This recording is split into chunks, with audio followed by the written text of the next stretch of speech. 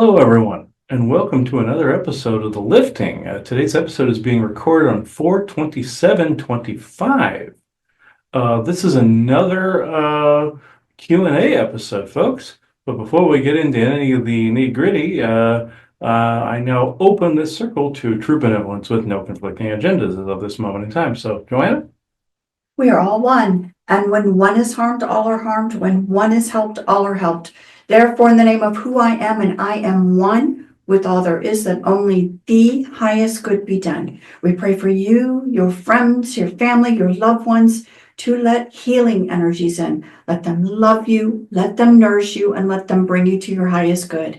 We ask for benevolence now to come in with no conflicting agendas so that we may have this conversation in peace.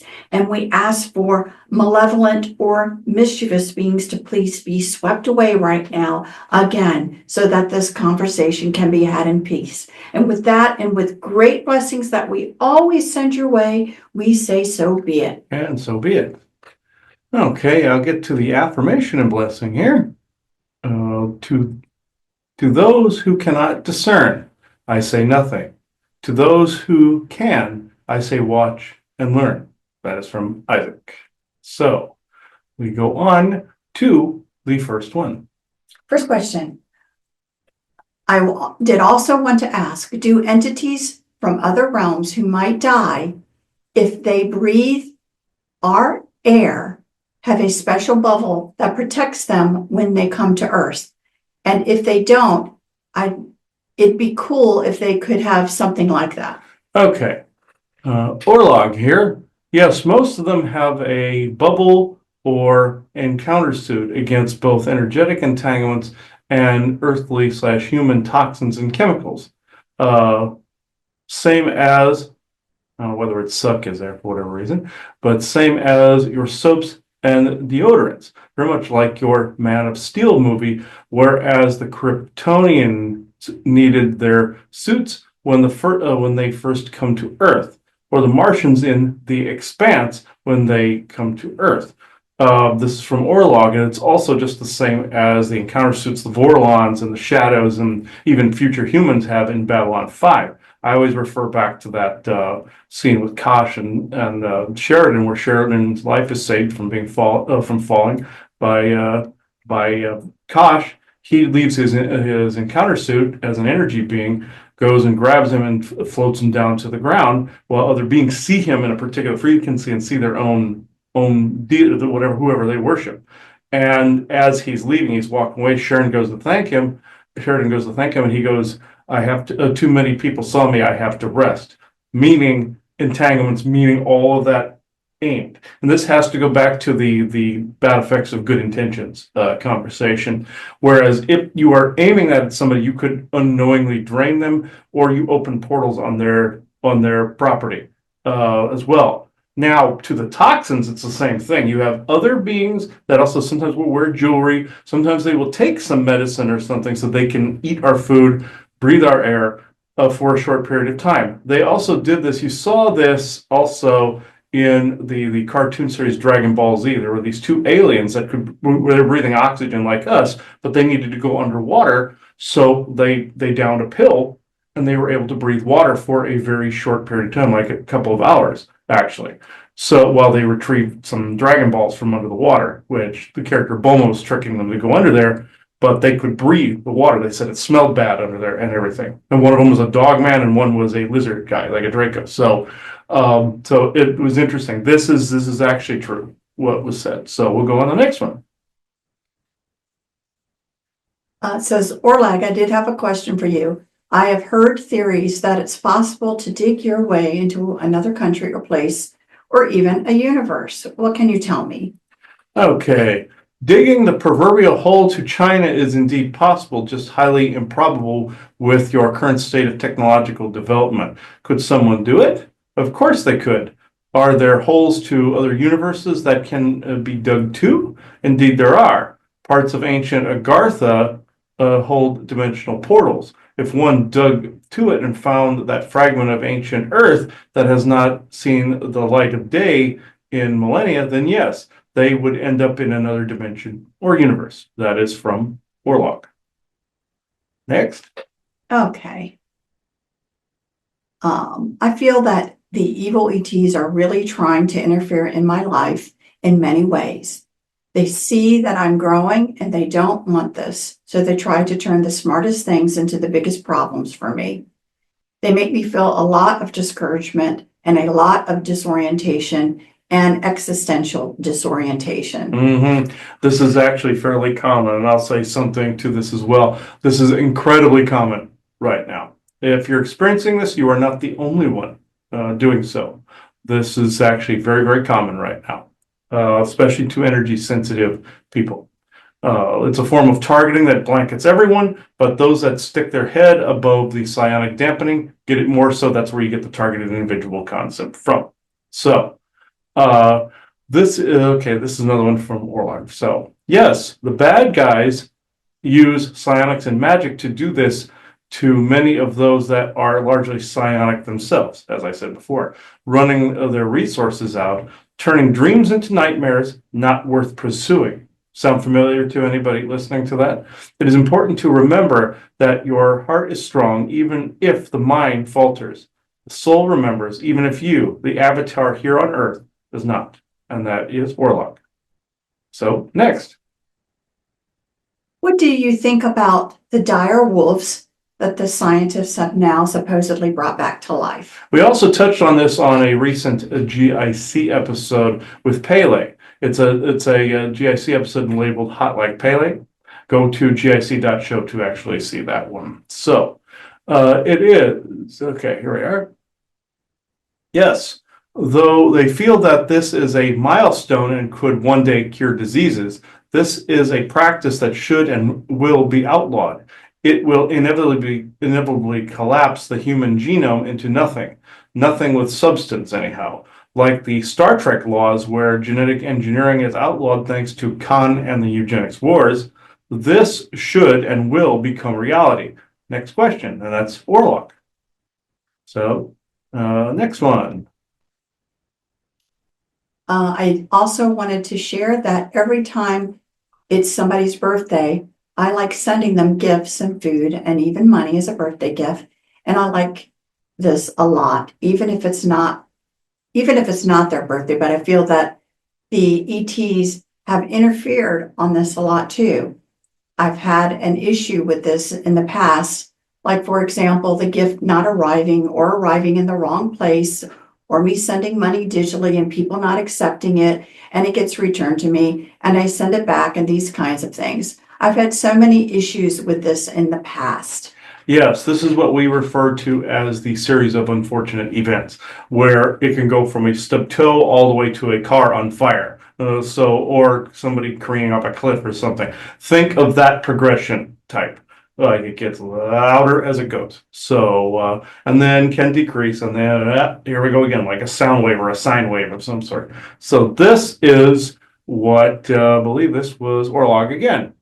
Yes, it is the energy that you put out that is misunderstood by others. Plus, what he here calls the series of unfortunate events hits if you hit a particular frequency bandwidth. He calls this a tripwire, whereas a spiderweb-like energy detection field detects a violation to the acceptable frequency range.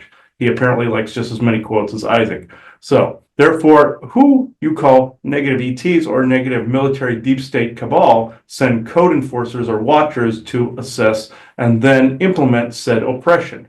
This is all that I can say for now until he learns more. He here learns more on this subject matter. Next question. What I will say is this is also done by V2K, whereas I've said before, somebody looking at a cell phone or tablet, presets, like you have presets on Photoshop, where you set like presets for a photo that how you want it to look, like sepia, like cool tone, hot tone, things of that nature. And it's set for a person with a tailored AI watchdog algorithm, as I've nicknamed it. So I'm doing this time. And then you can get anybody from being able to makes a mountain out of an anthill, a day that goes nowhere, like at the ADHD nightmare from hell, like what was being said, or fake sexual orgasm type stuff, to violence, to sadness, depression, to even building to the point where somebody commits a crime such as robbing a bank or such, or pulling their pants down in a park. I've seen all of the above and all in between. Aliens do this too, where they sometimes will sit in the back of a vehicle and roll it down and try to hypnotize the person too. I've seen Greys do this, where they'll sit in the vehicle. I even had a friend of mine see, and this is a very good example, and I've seen this before, where he saw a gray alien sitting in a squad car, and there was a cop almost fighting with somebody on the street, and this alien was looking at him, and he stood there looking at it, giving the alien the finger, and he goes, the alien turns around and goes, "Oh my God, you can see me?" He goes, "Yeah, you're a little gray sitting in a squad car in the passenger seat. You're hard to miss." And it goes boop, and disappears, and everything goes to normal. There was another one, same person encountered this weird entity in a park that looked like a big deer or a deer goat variation. Solid as can be, like one of you or I. He went up to this being and pushed it into the water nearby, knowing that it was not supposed to be there. Had the same visceral type of reaction I would to grays or any other entities that you see. So, you're thinking, you're not supposed to be here. It's a visceral, instinctual reaction, like a triggering, very massive one. Like there's something deep inside of you that goes, "You're not supposed to be here." And automatically shoved into the water, disappears. Everybody went to normal. But this being was standing around pointing at people, caused somebody to break an ankle. I will use one more variation of this. I also saw when we were in Prescott Valley, there was this weird looking guy walking up the street that was dressed like Merlin, or like a wizard in like a cloak. It was like this dark blue black variation, had the hood down over the eyes, kind of like Emperor Palpatine, and had a goatee like mine and mustache like mine, except it was kind of out like this, like the typical almost like Satan type figure that you would think of, like a devil like figure, like the classic one, without the red skin, but the Fu Manchu mustache and all that whole bit, was like that. And he was pointing in the traffic like the other type being was at the park, and causing somebody to break an ankle. In this case, trying to cause an accident. I reached out, chopped its head off, and it turned just poof, gone, and everything returned to the way it was supposed to be. These are mischief makers and evil entities that cause sometimes these series of unfortunate events too. It's not all AI, folks. It's not all military V2K. It's some of these dimensional ETs. Some of them live underground too, but you get the idea. And some of them are galactic, trying to cause problems too, but you get the idea. So, okay, next one. Do you know what relation or connection rats and cats have to Halloween? I've tried researching, but I never find a response. I'm assuming it's because witches would shapeshift into cats and turn their victims into rats, but I don't know if that is the correct response. Now, before I go into this, I will say I have seen different beings shapeshift into different animals, or using technology to do so. You also saw in the movie Willow, where Griselle kept getting transformed into different animals by Willow with the wand, from a rat to a bird. Yes, that is actually possible. And I've actually heard of things like that happening, where also the forest people will use either psionic illusion, like the Draco do with psionic illusions. They're not actually shapeshifting, but the forest people do this as well, but actually do shapeshift at times, depending on the tribe and how far along they are. That we saw a deer enter the yard or into the space in Prescott, where one was just kind of looking around like this. These were forest people that were wandering around. We found this out that way. Also, I've seen sometimes Vitos. He comes by as a white or a yellow butterfly, and we see Odin as the classic raven. Granted, they can summon animal messengers as well, but there are times where it actually is them. But this also is a different. There's a different thing that Isaac was talking about here. I just wanted to add in that other point of view. So, Isaac here. Rats and cats are integral to Halloween because of the fact that some Orions were the green witches of old with their genetic familiars. Now, aside from the fact that the church also wanted to make the pagan religions look evil, so they took their Orion overlord's look and used it to project onto those said earth religions. Many ET races have familiars. Now, there are those little gray robots that you hear so much about. Yes, ETs will, like especially the Evens, they have the Zeta ones with the big butt head, the crack in the center, the little guys. The Evens, the bigger grays, make these and basically sell blueprints or trade for already created ones that to races that need actual familiars in a lab or the sort. And we also have the same blueprints, but ours have this weird mushy plastic look to them, and they have a smaller head with smaller eyes. The other classic big almond black eyes are those sentient AI little bots that anybody can use those. There's multiple races using them. They showed that in Doctor Who, where character of Donna pulls this Santa Claus hood off of somebody in a beard, and it ends up being a gray. And it turns out this insectoid or spider arachnos woman had hired them out from some galactic sources. It's the same premise. So that happens to be true. Also, changelings like fairies and stuff like that. Some would switch out a baby, and then that would be like an inborn presence. They like to blame fairies a lot, but some of them were dimensionals, others were indeed grays or other consciousness such as those. So yeah, these were mainly in and around those times because Halloween is a nexus of the year, the strongest intersection point of the year for a lot of dimensional, both crap and good stuff coming through. So this is why this happens so much. Even the bad guys have a hard time on Halloween. It's the strongest power point of the year. Second place goes to the winter solstice. The third place one goes to the summer solstice. So for power, and then the spring equinox, and then the fall equinox. That's kind of the progression because it's a wave that goes up and down, but it goes up towards Halloween, goes down a little bit towards the winter solstice and Christmas, and tapers off towards the spring equinox. So next one. Okay. I saw in a movie some beings who had a unique biological structure. They were skinless entities, meaning they had no skin. It was like unclothed beings, but without skin. It was their living organs. They had massive life tolerances though. Also, some had low and some had high sensitivity levels. What can you tell me about this? Are there such beings? Yes, this was actually quite interesting. Yes, there are such beings. They are transparent to the point of being kind of gross, if you ask me. They are a species used as bounty hunters for the GF. They use them because they can not only legitly shapeshift and not just using psionics, but can coerce any, and I mean any being into coming with them quietly and peacefully. It is their nature. It is their natural talent. Excuse me. So is being gross. Next question. That's Isaac that gave that. And I have seen these. They are kind of gross, no offense to any of them. You see right through them. You see their brain organs and everything. It'd be like one of us being transparent or translucent. More like transparent. You do see like glass looking through me. You see all the organs. It is kind of creepy, actually, and gross. I will have to agree with that. So next one.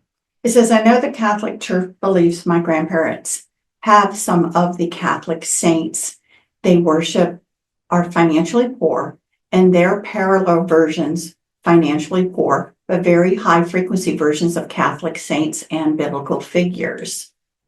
Okay, this was actually interesting. Orlok here. Yes, there are versions of those saintly figures that were never poor. There are some that never were, some that are different in body, but same in name, and some that speak in a completely different language. Such is the truest nature of the multiverse. Wink emoji, infinite diversity in infinite combinations. Next question, Orlok. And he likes to wink just like Isaac, so okay. We'll go to the next one. I saw a movie where there would place an invisibility cloak around an entire neighborhood, and with this, people weren't able to see or hear or feel or smell or sense the neighborhood, and the neighborhood folks didn't know that they had an invisibility cloak over them. And there was another neighborhood built on top of theirs, and the invisibility cloak had certain features that allowed this to happen. And the neighborhood area had a loop where invisibility cloaks were being placed and new neighborhoods were being built at the end of the day. And there were 1,000 neighborhoods built on top of each other, with each one having the invisibility cloak in between. Can you tell me anything about this? That was actually interesting here. Okay. Orlog here. Yes, this can indeed happen with overlapping dimensional layers converging on a singular point in space-time. This is happening right now as I'm having channeled these words. It happens all places all of the time. Dimensions upon dimensions, timelines upon timelines, universes upon universes. Even the omniverse and super omniverse converge here and go unnoticed. Just ask the Void Guardians this. They would tell you that they and the spirit world are all right here. Everything, everywhere, all at once. Hee wink Orlog. Okay, that's actually interesting. So, next. Are all pharmaceuticals meant to downgrade and or strip us of our ability to ground and or your psionic abilities? Okay. No, Chris. Dran Karna of the Council of Candafor here to state, for the record, that some factions or companies actually have your highest good at heart. Not many, mind you, but some indeed do. Multiple factions equal multiple intentions. Some aligned with the darkness and evil, while some aligned with good intentions. Some meds help and ground, while others strip you of your ability to think, feel, or connect to spirit in any way, shape, or form. Chemtrails/chem clouds are a perfect example of the latter. Now, is there propaganda out there designed to make everyone afraid to consult a medical professional? Yes, indeed there is. COVID-19/the coronavirus did just that. I hope this helps everyone. Good. Next question, please. And of course, they all like to wink. Okay, Dran Karna of the Council of Candafor. And now the next one. Millions of random ideas of some weird and random realities are popping into my head, and I don't know if it's my imagination or psionic abilities unconsciously creating them, or if it's me picking up on realms that do exist. But either way, I'm writing to them as if they did exist because my intuition tells me that they all exist somewhere in the multiverse. I don't know if my intuitions are correct. Okay. Okay, this is actually quite interesting. Orlog here. Yes, the realms in which you speak of do and don't. Some can exist for the moment, while others exist forever and evermore. This is hinged on the fact that some believe and some do not.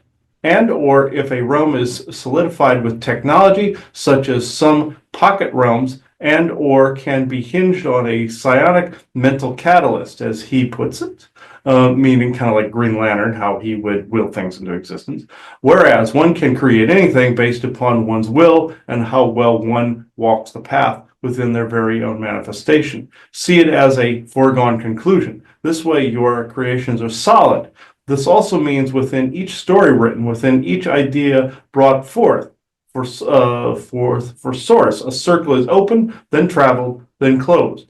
Life unending, yes, but the journey itself has a beginning, a middle, and an end, as far as the cycles of magic go. Orlog. Now, there is an argument out there that all sight and visions and seeing things are indeed reality, of course, but also all ideas fall under this. Whereas if you've come up with the idea, it literally came from somewhere wherever your oversoul was touching, or somewhere that exists. This person likes to say different cartoons exist in different realms. Like he brought up, this person brought up a cartoon called Gravity Falls, one of the people he wrote to. I believe that yes, this is a true and real dimension with these characters in play, but that's where the writers got the idea. You also saw in Multiverse of Madness where they were passing through the different universes, and some were paint and animated and all this. I firmly believe that is true. Just like you with the Marvel Cinematic Universe, how do you know there's not fragments of that are coming from somewhere else too? Or the whole totality of the storylines that people are getting. Star Trek, same thing. Star Wars, same thing, even though that came from Lucas's experience with the Holocaust and everything. Also, Tolkien. his experiences, his higher self, Gildor, was the elf Gildor in the Fellowship of the Ring, Lord of the Rings, Fellowship of the Ring, and his experiences were with World War I, with the Battle of the Somme, which that's Helm's Deep. But the war between the elves and Sauron was essentially the ancient in ancient times was the battle between the Tuatha De Danann and the Fomorian wizards, and the humans got caught in the middle. This is a long, long time ago between the elves and dark elves and Orion faction, but that's where they were coming from, and also he got his information about Neanderthals from there as well. And that's in a different episode. That's going to be talked about by the Sasquatch in the world of Sasquatch. But just know he had it accurate to the way the orcs are to Neanderthals. So next.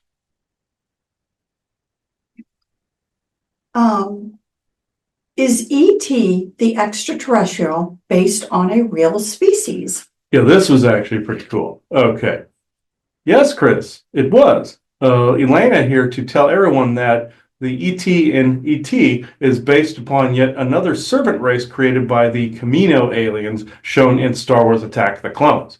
They created them for a client that needed laboratory familiars, like the Greys, as well as needed restaurant workers and or food service or / servers.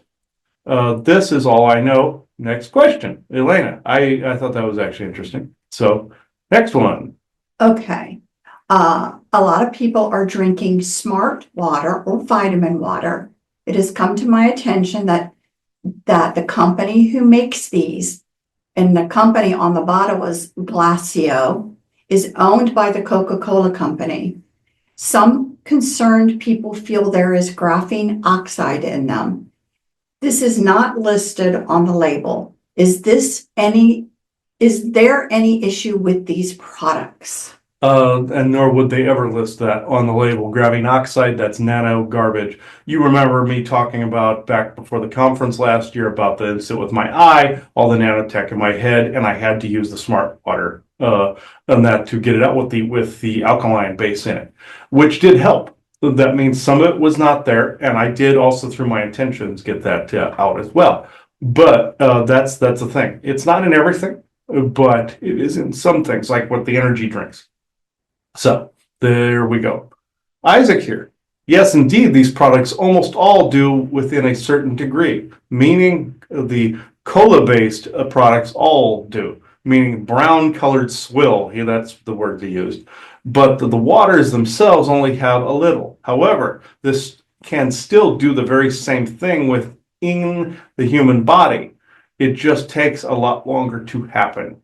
That way, he here was able to purge said nanos with smart water. Nanos and smart water was the fact that there was not only some alkaline in it, but also the intention behind the purging effects was a greater energy than the said nanobots. Now, do any of the other water bottle brands have nanos? Yes, but not all of them.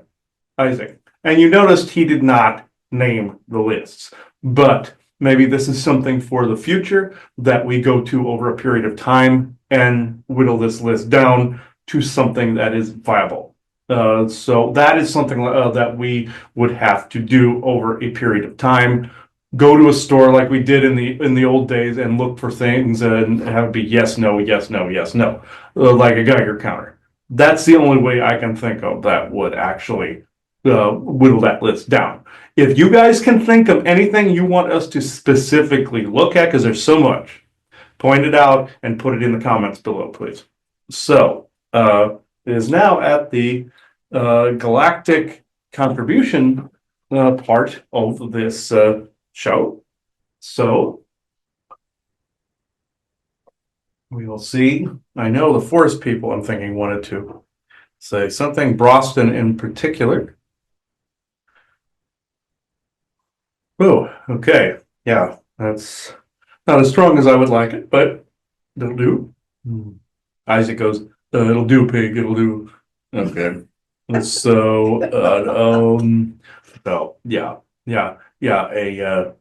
thanks for that stupid reference. Okay, let me see.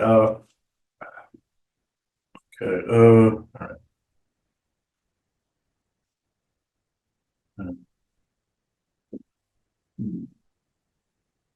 Yes, I know, Isaac. It was a Babe reference. Thank you. I understand. Okay.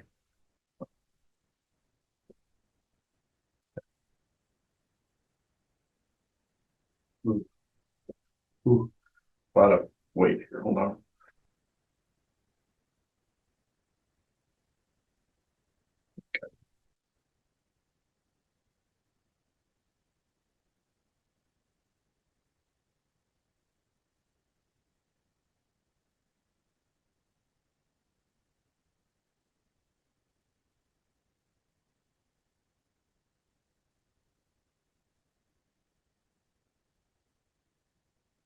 Yes, this is Boston. I'm also here, as you would say, running interference of it currently. There are a number of different energies, different things, and different, how can I put it, different focuses that have happened over the course of this day that you guys are in when you left to go on your trip and today to Williamsburg and other things. Whether you wish to add all the other stuff into this is up to you, but the different focuses that even through other people programmed at a particular moment, at a particular moment in time, become a particular focus. This does happen, like the one he likes to cite in Vegas with the desperate woman that was trying to get a hold of him, along with others at the exact same moment in time. This is a particular effect that is related to the Agent Smith effect that you called it, where it's a program that drops in at the exact moment, even from benevolent people, to be in a particular crisis at a particular moment in time all at once. This is designed to wear resources down of the individual they are crying out to help to. This has been whittled down to only a couple out there, but this is a format. This is what predators do. They will whittle your resources down to weaken you and pounce. Predators do this completely. You even saw this in your Strange New Worlds Star Trek series, Star Trek Strange New Worlds, where you saw the Gorn wearing the Enterprise resources down. This is what predators do, and this was even pointed out in that series. This is what happens. Predatory AIs, predatory entities, predatory humans with psionic capabilities, predatory V2K. Any of these things are designed to do one thing, and one thing only: wear resources down to the bare minimum, and also where you won't claim a resource that is beneficial to you because of the totality of the nastiness behind a beneficial resource. Just like what was said further up in the conversation about pharmaceuticals, and also about other things that have dreary effects to them, to put it lightly, like your smart waters. They call it smart for a reason. You were talking about smart, like smart water, but what is also out there with the word smart attached to it?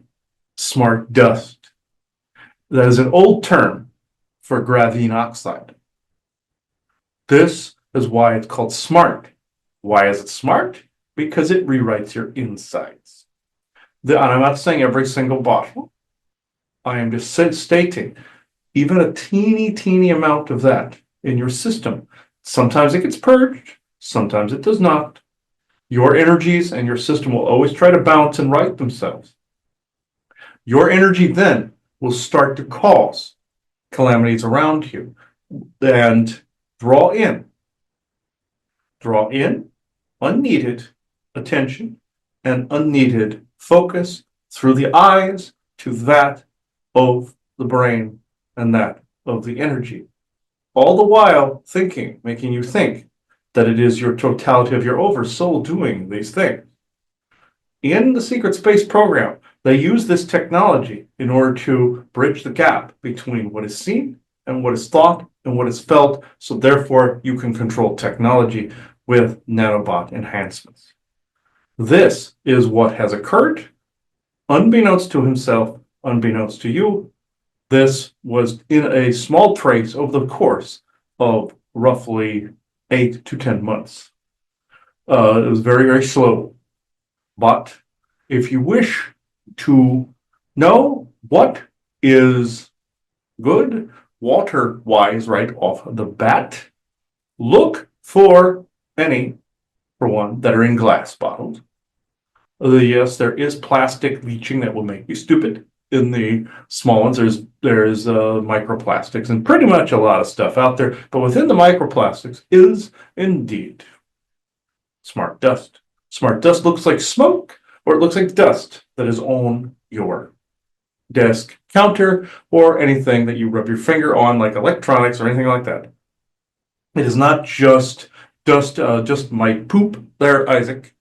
It is actually, yes, there are dust mites that poop on everything, and that's what you're seeing. And there's also skin cells you're shedding, they're shedding, but there's also smart dust. You're saying that's coming from the chemtrailing, the chemming that's going on in Yes, the air. and the fog, he sees it as a glitter in the air.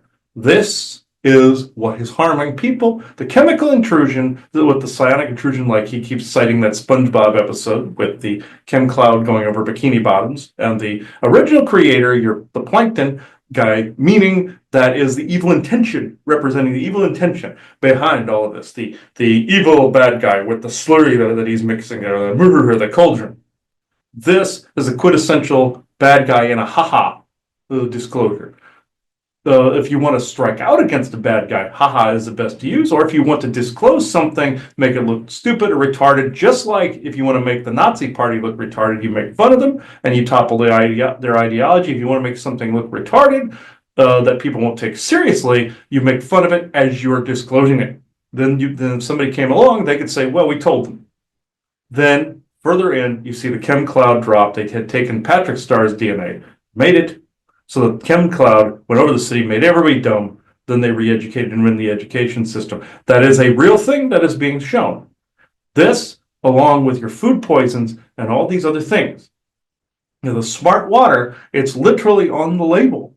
Remember the old name, not the new name with graphene oxide. That is the chemical name. The old name, the nickname was smart dust. This they changed the name and rebranded it so that people go, oh, I'm smart for drinking this. It will make you stupid. No offense to anyone, and I do not wish to get you guys sued for saying this, but you have already name dropped. So I'm just saying that anything labeled smart will make you dumb. Just putting it out there. So, then people are obviously at a loss on what to do because they feel like their tap water may not be healthy for you either. You're saying, ironically, it's better for you. well, that's I think that's good to know. I mean, I've always been like, make your water lemon water. If you have tap water, you know what I mean. You have tap water, but alkaline it by putting some lemon slices in there. I mean, dealing in the real world, because not everybody can even go out and afford to buy a bottled water. I mean, people are really having it rough. Mm-hmm. So knowing, again, bless the water that you have in front of you. If you can afford a lemon, you just a couple of small slices, guys. You don't have to use the whole lemon in a glass or so of water, but something simple like that. Would you agree is more beneficial than just buying bottled water? Yes. Think of a source of propaganda for a moment here in time. Whereas they would tell you that what came out of your faucet was bad. They even laced it with too much iron at times, or they made it taste like metal, so that people would have to go out and buy the bottles where they could more easily control it. Could they cleanse your tap water? Yes, and guess what? In some cases, they already have. But they have convinced people that they must go in search of what is already right in front of them. The shungite nuggets will do this. Lemon will also definitely do this. The way you make your teas will do this. Boiling will take care of some of the particulates. But In those other waters, what have they done? They've taken all the necessary nutrients out of them, like your alkaline and also like your electrolytes and whatnot. They want you to go buy electrolytes when in fact you can actually add them back in with just a little bit of salt, just a tiny bit of salt. Now, have some of these salts now been laced with mercury? Yes. What once was good now is not, and once was not good now is. They flip it and pendulum swing it back from forth, so you don't know which way is up. But at this moment in time, your tap water is safer than your bottled water because of microplastics and smart dust. So, because we do carry bottled water in the car, because we learned that in Arizona.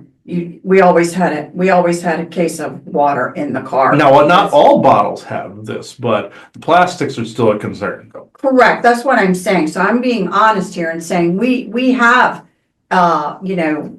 plastic bottles. We buy a particular brand that we hope is more like spring water. Who knows if it really is or isn't? But I mean, but it's in a plastic bottle. We keep them in the car. Things like that. Just like since I lived in Arizona, I don't like to go below a half a tank without filling up again because of Arizona, where you could drive for miles and miles and not have anything around. But do you continue? Would you recommend that we continue that practice to have spare water in the car like that? Yes, continue, but just know that there is a trace amount of the microplastics, which was also designed to make people stupid. You're not going to avoid this completely. It would be nice, but at some point they will have to set up technology to remove the microplastics and then smart dust from the air. Galactic people can easily do this with a collection unit. It looks like a round cylinder with a trapezoidal shape, kind of like a composter. Mhm. And all they have to do is turn it on, and it would suck it out of the air within mere hours. The more of them you have, the less time it would take, obviously. But these things are the size of your standard, pail like garbage can in your office, roughly about 2 feet high, about 3 feet width, so it has a large bottom to it like a bell. These things could do this, and they are being used in some areas, unbeknownst to people. Some of this fog was cleaned up with one of these, but if it's noticed, like with your angels unaware rule, that he likes to call it, with the galactics, they usually have to leap. Some have been noticed doing this. Some people think they're performing a magic trick when they see like this fog going into a barrel, or because they're collecting nanobots and microplastics. This will start to rev up in volume in later years. Not to those quicknesses some people's lacking, but it will occur. This is also why I will divert for a moment, why a group of laboratory geeks with some galactic help created a form of mushroom out there that eats plastic, and that animals can eat it. They decided to plant this on Garbage Island, that big pile of trash that is actually floating in the South Atlantic. This, and some of it is in the Pacific too, and some of it broke up. They went on board this pile of crap and put these mushrooms that actually eat plastic and turn it into viable nutrients for nature, so that foam and plastics could be broken down. And also in time, some glass, but that would take a while. Of course, the sea turns it into sea glass. But this was actually with galactic help, that somebody just walked past this and went, whoops, and threw it over there. It won't interfere with nature, and when all the particulates are gone, it will die off. And it can be eaten by creatures, and sea creatures and birds and deer and cows and all the other land creatures as well, and squirrels and rabbits and such. This is how this occurred. So you're going to start to see this rev up in volume in later years. This activity, just like when you throw shungite in places and put the orgone piece in places, this same practice is being used by ETs as well, and also some nerds in some their grandmother's basement somewhere doing this crap too. Right. And just to back up a little bit, we make pictures of homemade tea. We do put shungite nuggets in the tea. Obviously, we're boiling tea right, to put it in. We happen to like hibiscus tea. It's just what we happen to use. I'm sure there are plenty of good tea products out there. I don't think it matters. Again, if you get more of the organically, that's grown, if you can ball them yourself or get tea bags to put the tea in and you're getting it from someplace and doing that, I'm going to guess it's probably better than some of the store brands, but if you can't, you can't. And again, we use shungite and we do cut up lemon and put in that. So when he was talking earlier, that's kind of what we do. We don't necessarily, let's say, boil just regular water before we drink it from the spout. I will tell you that we don't do that. So just to clarify, just in case if anybody had any lingering question about that. I do have to go back because this is a subject matter that I think sometimes is hard to hear and hard to understand and hard to deal with. It's a pendulum swing. What was once true once is not true the next moment sometimes because they like to switch back and forth. Exactly. And remember that. So again, I agree with you. It's what I said before, that you can read just as many articles online about why something is bad for you as to why it's good for you. And it's intentional. That confusion is intentional. And so, what we always say is discern it through yourself, ask for your highest good, discern it the best you can. And as Chris was saying earlier, if there's a specific question that you have that we're able to answer or get somebody to contribute on it, we'll do our best.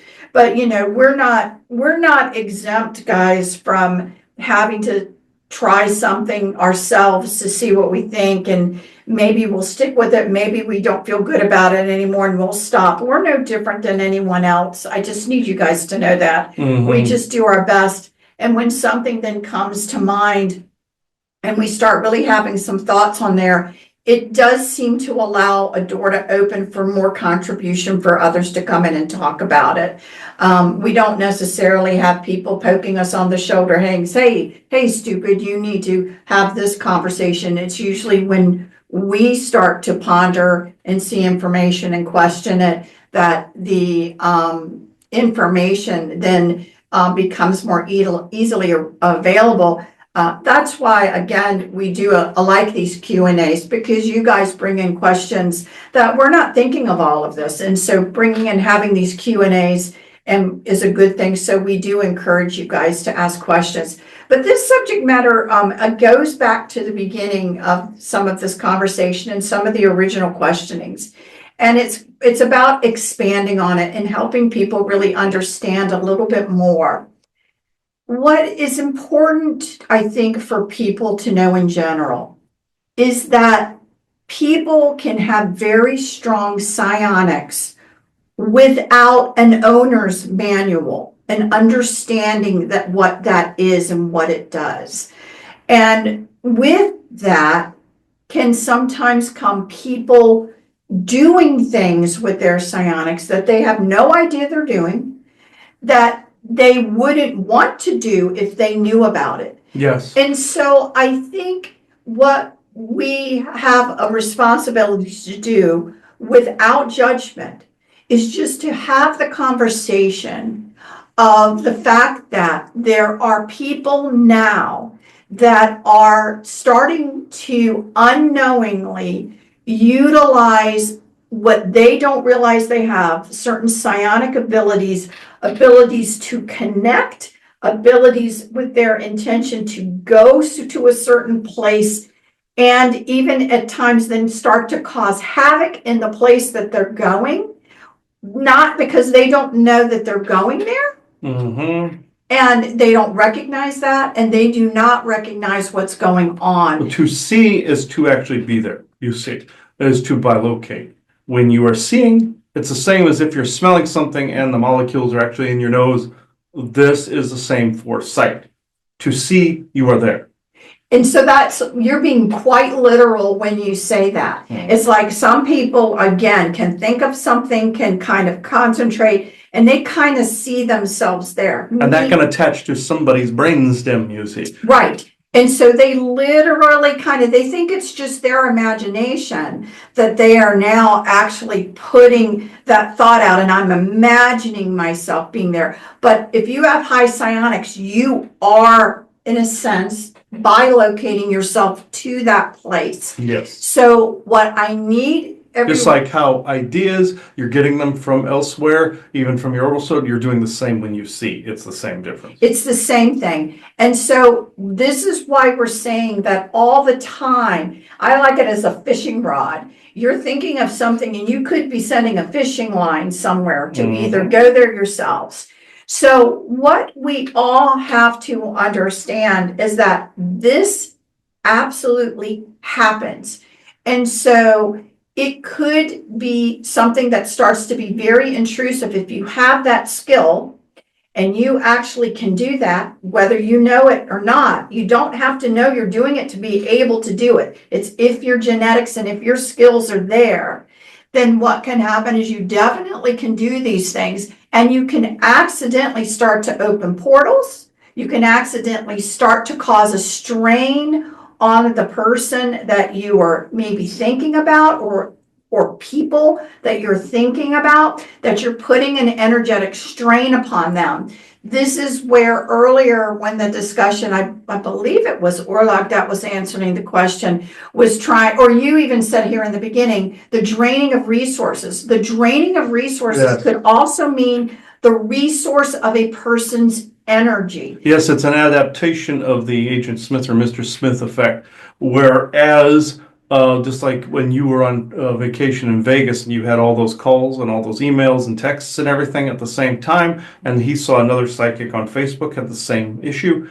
These are a tripwire effect, so they turn your allies against you, you see. Right, and this is what's very important to know, because as we're trying to grow a wonderful consensus and a wonderful unity, there is the ability that people with high psionics who don't realize what they're doing, they can actually then be kind of utilized to cause a destruction. Yes. And this is one of those areas where it's like we probably need to start talking about this a lot. Yes, and also like the scene in Dune where the boy Paul Atreides puts his hand in the box when the Bene Gesserit priestess wants him to do this, so that she wants to see if he with his psionics would cry out in pain, just to see if he would be destructive like this. That's what the test was about. This is why, not necessarily stoic, but the calm state, we always say the Hallam state is what is required during a state like this, or you continue that way. Even if one is placed upon you, the calm disperses it. The calm disperses it. And what I say... Reappropriates and disperses, yes. Yes, the calm. But also, until people can get themselves into the calm. This is the discussion I wanted to bring up and have your opinions on. Because when you send, let's say, an email, a text, yes, or anything like that you're sending, you have to understand that if you're highly thinking about it and the other person, and let's just say wanting a response, needing a response or whatever, that's when some of these things can happen. And so what you need to understand is that you have to kind of put out there also with your calm, the intention that you want everything for the person's highest good. It's like, I know I have safely put this in the mailbox. I am letting it go in high faith that I will get the answers back in the appropriate timing. I wish people well. There is no ill intention going with this email, this thought, this whatever. You have to kind of understand. Now, you could be being told by somebody, and you may not. I'm an idiot, right? I don't know anything. You're telling me that I am causing harm, but I'm not. It's not what I want to do. And you need to honestly just do what we just said. You need to then reassess what you're doing, be very calm, without expectation that someone's going to jump and get back to you or do anything like that. And you have to deliver this information, cut the cord, know peacefully that it is there, do not dwell on the person you're sending it to. These kinds of skills now need to start being developed, because there are quite a few people, and this is where the problem is, I think, with this movement of people with high psionics trying to get together, and those learning trying to pull themselves and get together, is that people don't understand that there's a lot of this kind of going on. And how are we going to calm the waters so that we can come together in peace to create, let's say, a movement, an understanding? I say the same thing again, because anybody that was involved in, we're going to say, the SSP, the Secret Space Program, that psionics and heightening psionic abilities was done. Yeah. And so you can easily come back here. There can be instabilities that are there, and you may not realize and not have any intention, but if you're a bit unstable yourself and you cannot ground and calm and do these things, it can cause harm. Yes, I wish I could say it wasn't intentional with this group of people, but it is intentional with this group of people. and some of them were sent back with what you would say is a screw or bolt loose. No offense to any of them. This happened to nearly all of them, in varying degree, depending on what they remembered and what they did not. Remember, what was said in a previous recording was memory is frequency. So therefore, like when he began to remember things from the SCP, this drove his frequency into a what you would call a lower bandwidth, but it is really slower moving. And this opened up to other attacks because that frequency aligned with that of the enemy that targeted him with the COVID virus back in 21 with that weird green smart dust that was in the room. The glow shit. This is with the insectoids. This is how this occurred. It was a tripwire that was repeatedly hit. Even though it is noble to bring back one's self to wholeness, sometimes that wholeness is the allowance of balance, not the forcing of balance. This could tip the scales too far in one direction. This is important to not bulldoze processes like this. This also goes with connections, with people and connections and channel and connections with all of these things. They cannot be forced. They cannot be nervous over. They cannot be have anxiety over. This causes misunderstandings with groups that are not aware of some of these finite finalities of human intricacies and thought. They, of course, there's misunderstandings in a lot of these different cultures, but some of them just want to bully too. Now, to avoid these little, as you say, snafus, it is important to remember walking through the fire quickly, or do you stand and be burned? This, even though that seems like I'm saying bulldozer, I'm not. You just have to keep moving and moving forward. Now, with people that don't realize that they are sending this out, just know you are thinking these things. Where imagination and creativity, what is that center of the brain? That is also the third eye. You see, and that's not only the root, or you say sexual center, that is the creative part. It is also the third eye. Excuse, there is some interruption here.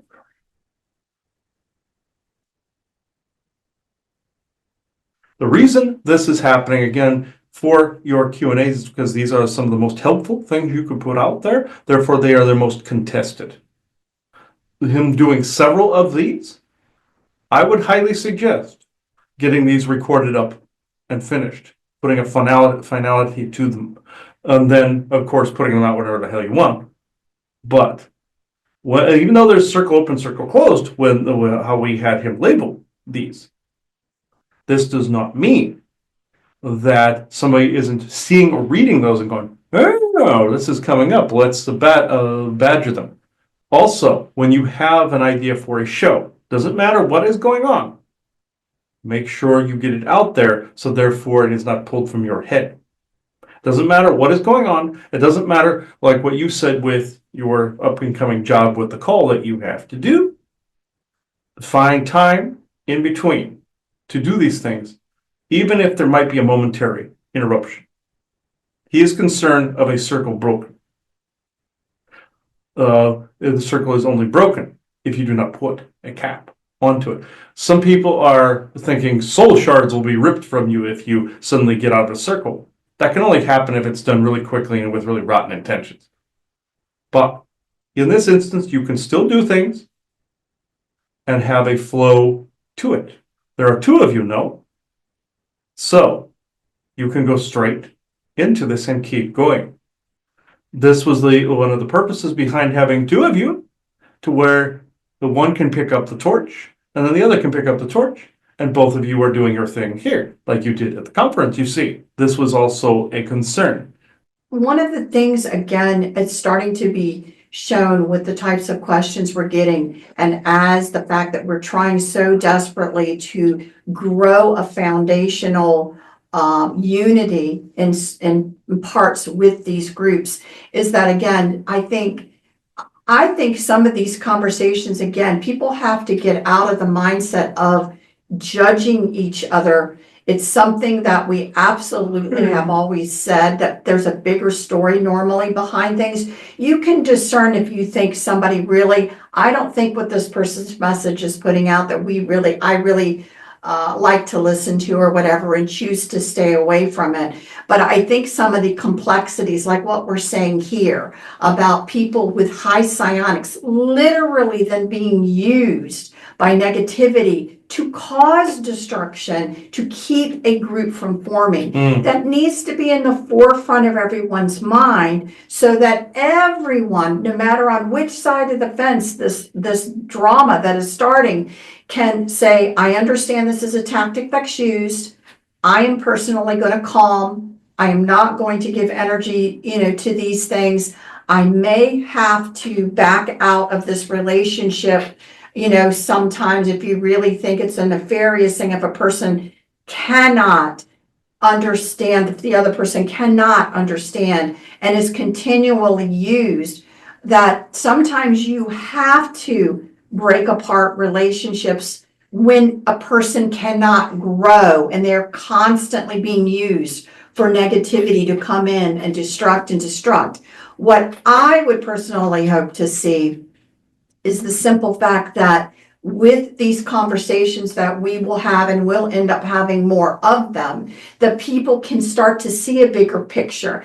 And people that maybe are being told that you have high psionics, you need to back this down a little bit, cannot take it as a judgment personally, but can hear what's being said, not because you people want you to be excluded from a conversation, but to be included. You cannot overwhelm, even unknowingly overwhelm. It becomes a shadow overwhelming people, and you have to be able to learn these skills.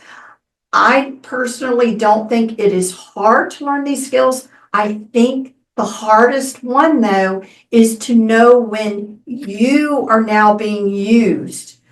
And so what I want you to do is help people understand, like if you're being told you have high psionics, help people in your words. What do you think would be helpful for them to understand? Yes, maybe I am contributing this in a way I don't want to. How do I recognize it, and how do I stop it? You recognize it if you're putting all of this out there. Some people might say certain things to you, but if you are seeing reactions from people, like say you are getting the attention of people and beings around you, not just human, but in a human scenario where people are reacting to you as if you've done something horribly wrong, your frequency is quite quick. Not that I'm saying you should reduce this, quite the opposite. Find ways of charcoal layering it, or what you say, masking this. Not have the volume up. Basically giving these people the proverbial psionic finger each time they are recoiling. Would you not recoil if the sun was in your eyes? would you not recoil if someone on a bus had a boombox going? I showed him the image from his Star Trek IV Voyage Home movie where there was a punk rocker on a bus playing a boombox. And Kirk asks him to turn it down, and he gives him the finger, and Spock gives him the neck pinch. That's a famous scene. I figured I'd use humor. And then that person came back in your Picard series and was more afraid of Seven and Raffi, the same actor, same person. He saw this recently in a meme. So I use this example because you can't be the punk rocker giving the finger on the bus to people if you have the stereo blast. And it does sound like this to other beings, even galactics, that may also not realize that their psionic field has a volume turned up. This does not always also mean that if you sense it, you have to go in search of, where is that sound coming from? Kind of thing. No. He sensed several galactics recently in a local amusement park of yours. It does not necessarily mean they wish to have the company. I am saying this on behalf of them because he has pinged them at least a dozen times. So, basically saying, hello, these people do not wish to talk. They do not want to have to leave. They do not, they are saying, they wished me to relay this to you now. They do not wish to be rude. But, they are there, not necessarily doing a job per se. They're doing something they want to do. And they do not want to have to leave a position they want to do. I know you have been advised by other sources, such as Isaac and a couple others, and even those of my own kind, that have said, stir the ICC regulations up by shaking the system up. That's one method. Leaving them alone is another one. They asked me to relay this as well. Do not always go in search of. They will be in communication in their own time, or maybe not at all. That is their prerogative. So, sometimes galactics will have a volume or a uniqueness that stands out, that the volume is raised, and you hear it, and you see the blinding light. It does not mean you go for it, unless that is something that you are meant to. And that other party will recognize this, or not, but they eventually will. You see what I'm saying? Yes, yes. So again, I think it's just so important right now as everyone's wanting to build, friendships, everyone's wanting to build these things.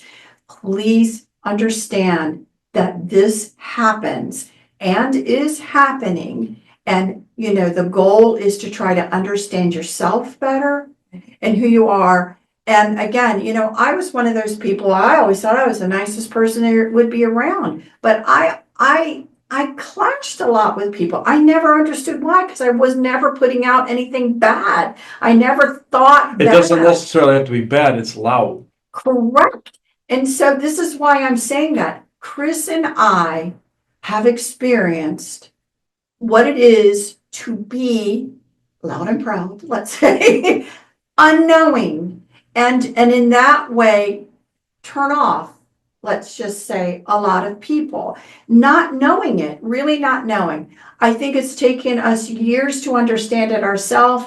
We don't want the, let's just say, negative blowback of being loud and proud, but we understand that it really doesn't have anything to do with your personality. It has just a lot to do about what is the energy you're vibrating at. Yeah, it's the frequency you're vibrating, and you can be loud and proud, but just know that you may be blinding people with the light after a while. So if you get feedback that something is like this is, hold off, not so much, leave me alone for a while or something. You have to understand that this now could be the energy issue, and that's all it is. And so understanding that you've come in to vibrate at a higher frequency is not a bad thing for this earth. Let me just tell you. But you don't understand it. Others don't understand it. And so as you're saying, kind of putting a little bit of a shield around your own energies so that they won't be blaring to people or harmful or scary or something like that. You do need to be conscious of that. Yeah. That is personal responsibility once you find out about it.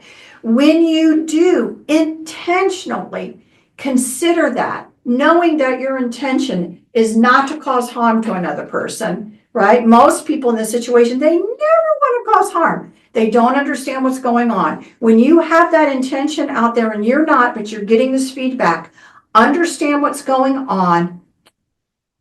Think of your own energies. It's not that you're not who you are vibrating. You're just wanting to hold them in enough to not scare off a person. Not necessarily hold them in. That's the wrong choice of words. Camouflage. Well, yes, camouflage them. Because again, it's not like if you camouflage them, something is going to be able to jump in and harm you and your energies. We're not saying that. What we're saying is that if you're able to do that, then you may find that relationships that you want to have can now be had easier, as well as communication with the calm. It's okay to tell stories and be passionate about it. Just understand camouflage, because you don't want all of a sudden your energies to be exploding out upon somebody. That's really scary. But understand that this really does happen. And it's happening more now as people that are more like energies are trying to find one another. Mm-hmm. And so we are not experts. No one on this earth is an expert in energies and what to do. We're all learning and growing about it. So just understand that this does happen. That's why, again, the first few questions that were actually asked on this particular Q&A, they were actually so important that to understand some of these topics and why it's happening. And it's because we do not come in with an owner's manual. We're just starting to have these conversations now to try and help people. So do not be ashamed of your energies. If you've come in, believe me, the physics of it are lower frequencies want to go into higher frequencies. Higher frequencies, fast moving is where we all want to go. It is not a bad thing, but you do have personal responsibilities for those energies, for understanding those energies,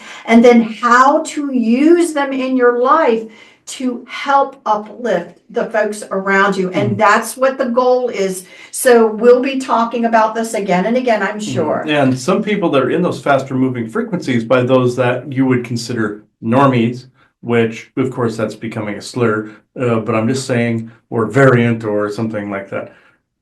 With this, know that they see you as odd or weird because of the fact that you don't fit a societal norm, but they just say, oh, something's different.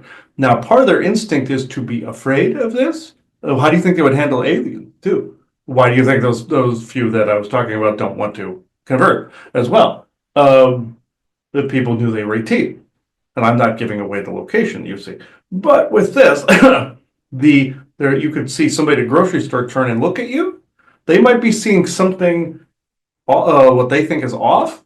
Or they might be seeing you almost like an alien, and they are irked, and they think, "Oh, bad." And also, if they have religious indoctrinated beliefs, they might think, "Oh, this is evil in some way," and try to either pray for you or bash you. And then they think they start sending that at you. This does happen from time to time. Actually, it happens all the time. So it's important to remember what you put out there does indeed get felt and seen. Exactly. And so take this as just overall. Every single person needs to hear this conversation, in my opinion, if you are in this field, because you may think you're exempt and you are not exempt from this. So understand these conversations, where they're coming from, because we really want to see the growth and the unity occur. But we have to understand on a basic foundational level some things that are really happening that most people don't understand yet, and how they can be used to stop a unity from happening. Mm-hmm. So that's one of the keys that we really, wanted to discuss during this Q&A.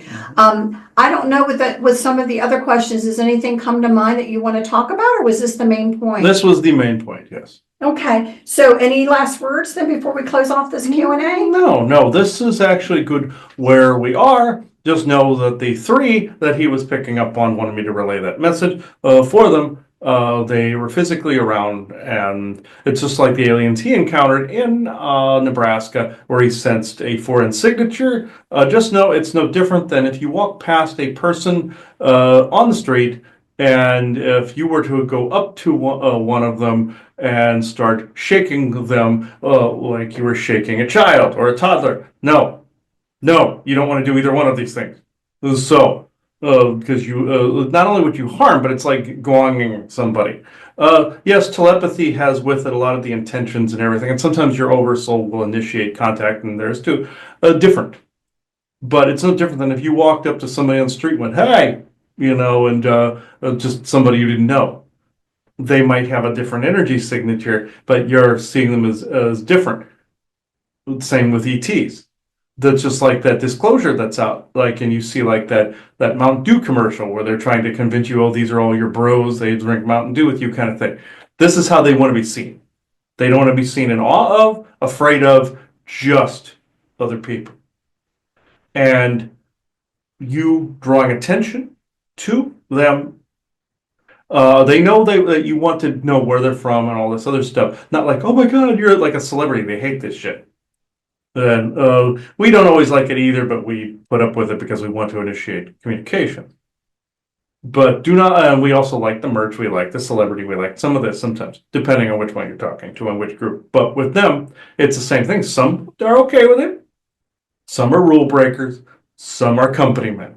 You have your Indrid Colds and your Valiant Thors too, that are with the GF. Some are in the middle that are just following rules that they feel will keep them in where they want to be. No different than any of you.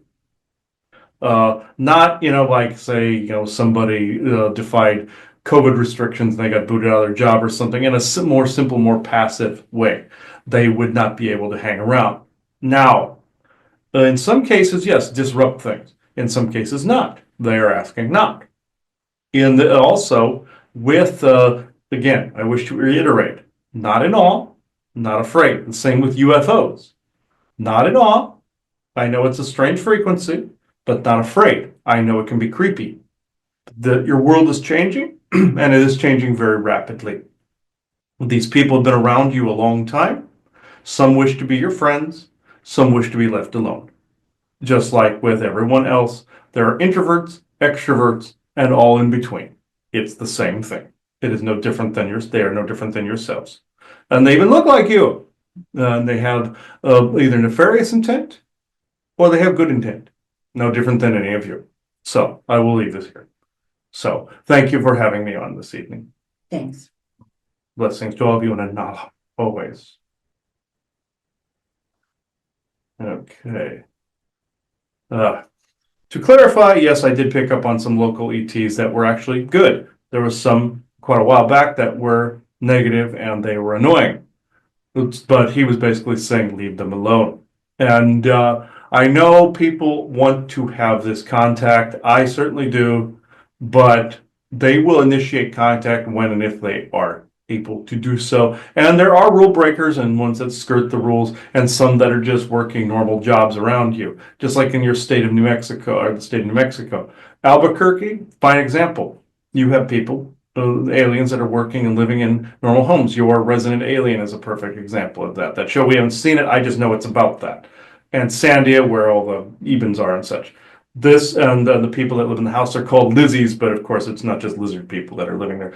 A whole mix, like you see in the Mountain Dew commercial. It's the same thing. That's the point he was trying to make with that.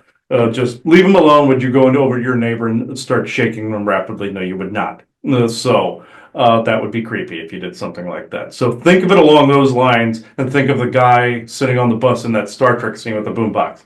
It's one of the more famous humorous scenes they've ever done in Trek history. But the point he was making is the guy would give them a finger if they told him to turn the music down. Some people take offense to being told to turn the energy volume down. Yes, is it annoying when people go, oh, take it easy, take it easy? That's more of a condescending tone. That doesn't help. But when it's done kindly, then it has to take a different turn. And again, as I say, use the word cloak your energies. And camouflage, yeah. Camouflage your energies again, they can radiate, but just don't let them blast somebody. Like with the soldier with the war paint or the ghillie suit in the woods kind of thing. You're cloaking as a safety measure and also as a measure not to blind other people with a spotlight. Like we had somebody at a psychic fair with a spotlight shined at us. That's rude. Until he thought it was normal, but it's actually rude. And it's like the forest people say, and I'll end it with this. It's like the forest people say, those people that go and yell for him out in the woods. Some of them don't like this, where you're going, out in the woods. They see that as the same thing. They see that as exactly the same thing. So we'll actually end this Q&A here unless you have anything else to add. Nope, hope everyone enjoyed it. Okay. I now close this circle within true benevolence and no conflicting agendas as of this moment in time. So thank you, everybody. Bye-bye now. And not have a problem to scrape all the money they're printing in the first place. In 6 months, they might not. For various reasons. So nobody really wants to use Virginia money unless they have no other choice. A lot of it's going to be, again, most of what you're spending is silver and gold, and that could be coming from anywhere. And then if you had your own tobacco crop, if you grew it and took it to a warehouse, you'd get a slip of paper that basically worked like a debit card. And you take that to the different merchants, and you're basically transferring portions of your crop into their accounts and buying whatever you need that way. So the modern credit debit system is really developing during this time period. Really? Yeah. Very cool. Yeah. Thank you. My pleasure. So artistically, right here? To an extent. Most of what we do, it's things in the case over there, and the engraving is names and initials and family crest. Okay. And for most people, they look at engraving more as a security feature first and foremost. And then, of course, the more money that you have, the more decorative it could be beyond that. The copper plate work around the shop, that's something that we get into a lot today, and it definitely was a big part of the trade as a whole in the 18th century. We didn't really have a market for it here. So that's why we're talking about money, actually, is the only copper plate ever made in Williamsburg was cut specifically to print paper money in 1771. But Is it hard enough to? Oh, paper money. paper money, yeah. Got it. So would you do like engravings for printing press? Yeah, we could, yeah. You could, but you probably wouldn't. Not around here. Okay. Right. Interesting. Okay. Exactly. So yeah, Boston, Charleston, Philadelphia, New York, any city that had a bigger collection of artists or publishers, that's where that becomes a big part of the engraver's trade. Right? So the piece I'm working on now, this is a large copper printing plate, which, and again, really would have been out of place for the area. But this not is- in other areas? Right, not in other areas. And this is going to sort of Nope. Oh, you bring together Oh, sorry. everything. Are you like On the bench. doing water? Are you like doing letters right now? Right now I am. You're just scraping off the tops of the letters? So I've got all of the lettering drawn in pencil. Yes. So now I'm going through and carving away those lines that Nice. I've drawn in. Wow. That's pretty neat. Yeah, Okay, thank you. absolutely. Engraving house.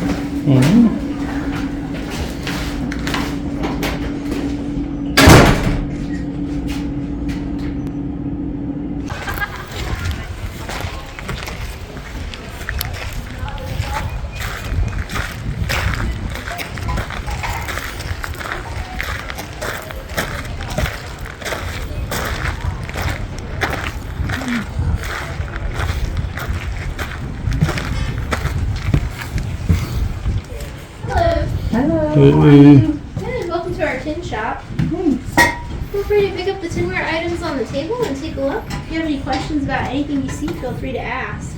Sure. Let's see.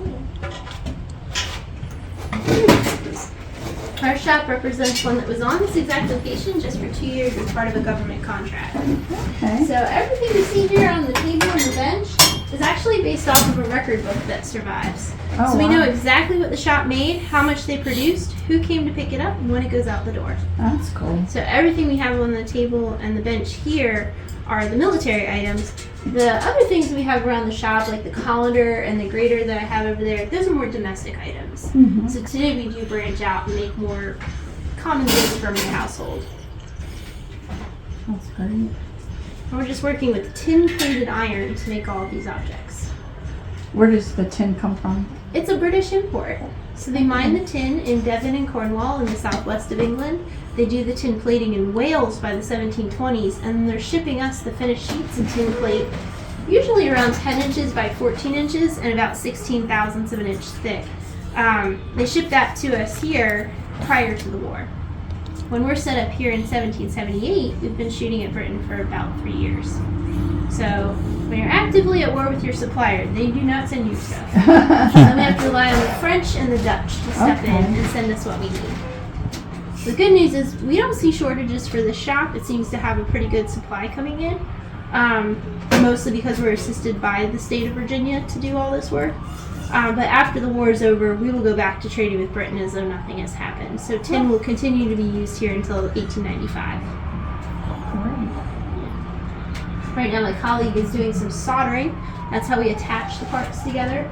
So what she's doing right now, the bottom on her kettle is actually mechanically attached, but she's going over it with solder, and that'll help seal that and stick it all together and keep any liquid from getting through. How long does it take you to have a finished piece like what she's working on? A little kettle like that one should take about an hour and a half once you know how to do it. Things like cups take maybe 45 minutes. A coffee pot with more moving parts is closer to like 3 hours. So it depends on how complicated the object is, and also how many times you've made it before, because it does become like muscle memory.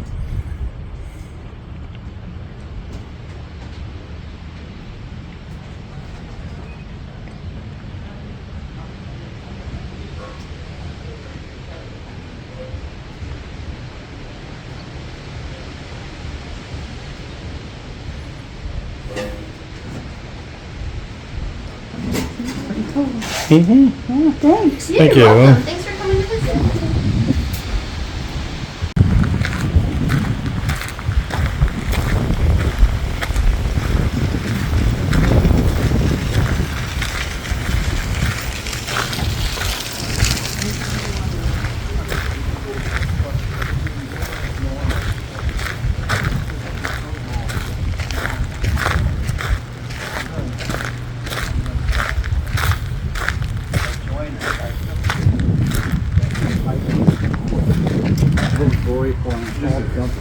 I'm also not working on those right now. Hi. You're welcome.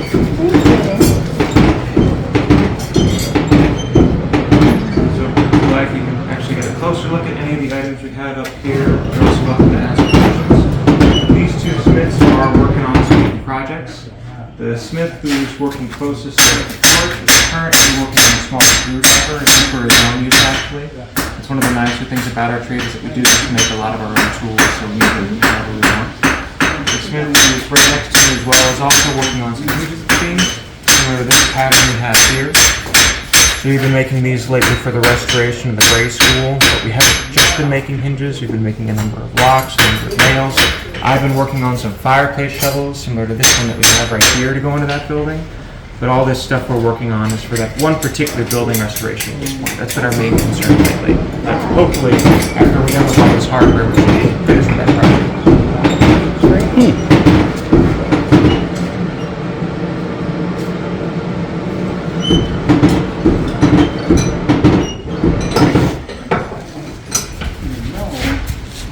Thank you. Okay, we're back here in Williamsburg on the historic site in the historic village. By this time I've already finished the edit for the Williamsburg episode. I'll attach this to a Q&A episode. Maybe try that once in a while. And try it in a new form of Q&A. I shouldn't say new, it's not new. But you know what I mean. So, I open this ghost box circle to true benevolence and no conflicting agendas of this moment in time. Alright. Now, question B. Let's see here. How many, okay, here we go. How many of the private residents that still exist here are descendants of the original people that lived in those houses? So we'll go with that and see where this goes from here. I'm activating a ghost box now. S box. 10.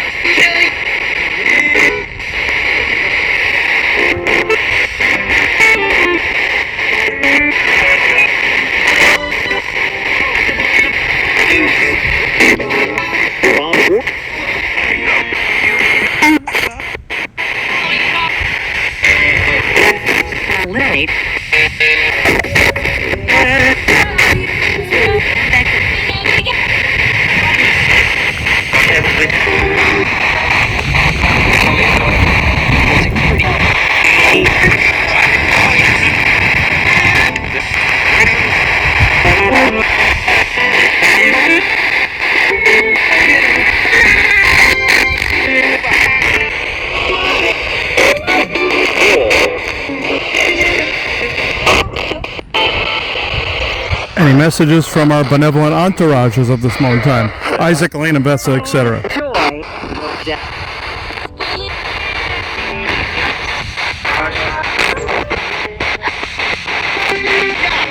That would make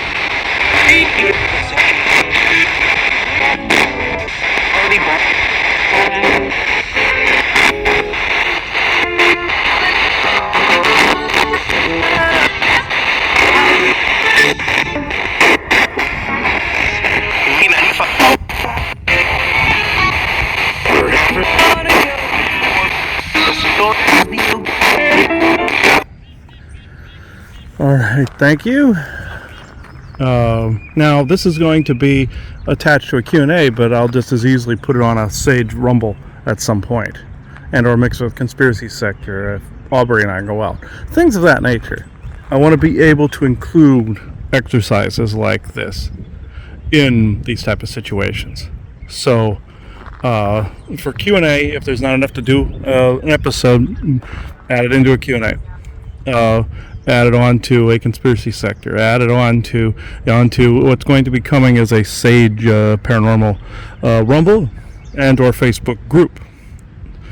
Emphasis on and or. So, people have expressed they want to see this back again. So, here it is. Starting here, and it'll branch back off to from the lifting to that. So, so I will leave this here. I am now closing this ghost box circle. I am now closing this ghost box circle within true benevolence and no conflicting agendas of this moment in time. It is 3:28 p.m. Eastern Standard Time, Sunday, April 27th, 2025. Thank you. Okay. A little noisy over here, so I'll only spend a minute or two. Masonic Lodge over here.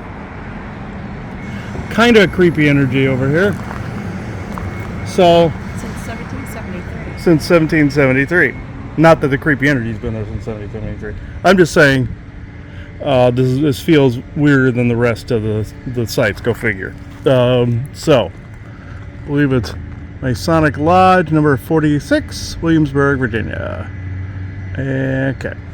All right, let's see. So, I open this ghost box circle with true benevolence and no conflicting agendas of this moment of time. What are the creepy energies by this building? And please keep it brief. Xbox. Danny. FM.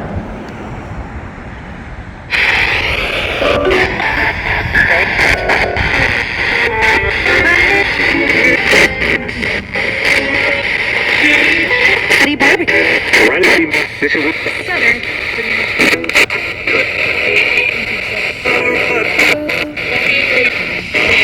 Keep them up.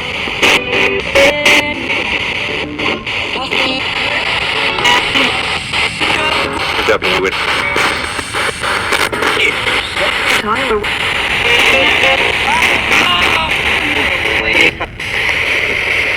What happened? Always. They love.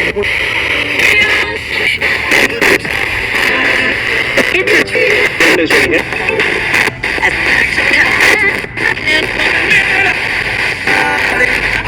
When you lost,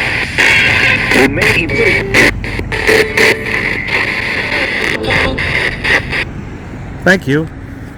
I have to keep this one brief, so I am now closing this ghost box circle within true benevolence and no conflicting agendas as of this moment in time. It is 3:35 p.m. Eastern Standard Time, Sunday, April 27th, 2025. Thank you. For the Q&A, there is a meme that I'll put up here that says, "You're not sick, you're just under the weather." Or you're under the weather, meaning under the chemtrails, under the chem clouds, chemtrails, and the weather control. So Bjorn sent that to me yesterday, and the fact that this came up again, there it is. So just like the World of Sasquatch episode we did, the fog, the trials, and the flames, they talked about that as well. So I believe it was Brost and them that did it as well. It is 9:50 p.m. Eastern Standard Time, Sunday, April 27th, 2025. Thank you.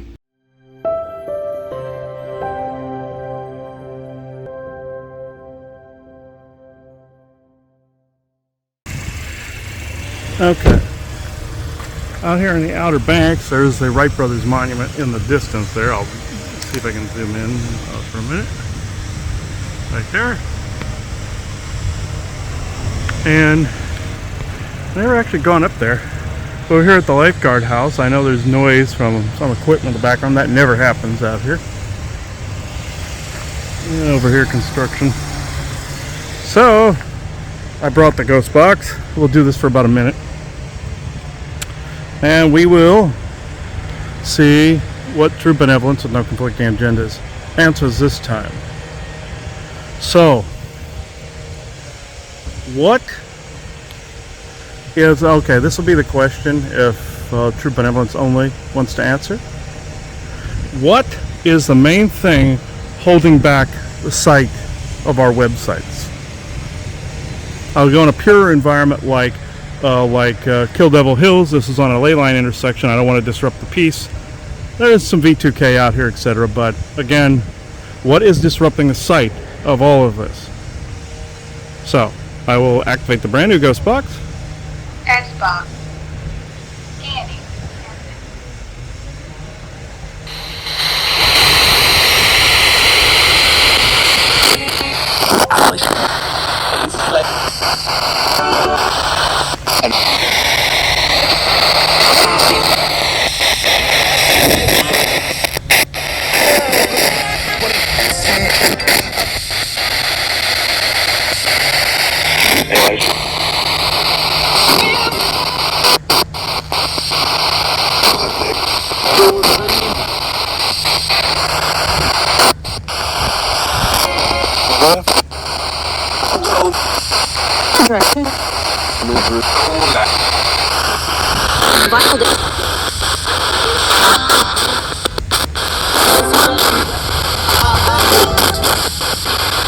And why have Elena and Vessa been absent recently? What kind of interference?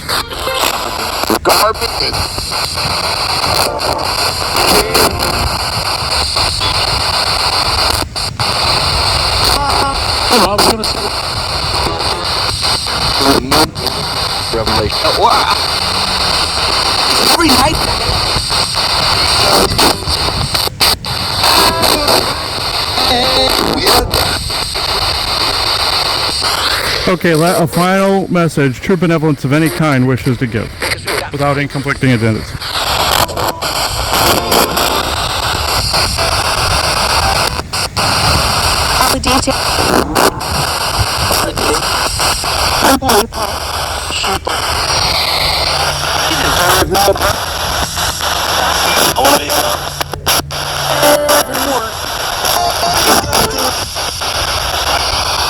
Alright, thank you. Alright. Now, I will now close this circle within true benevolence and no conflicting agendas of this moment in time. This ghost box circle is now closed. Thank you to all. It is 2:13 p.m. Eastern Standard Time, Saturday, December 28th, 2024. Thank you.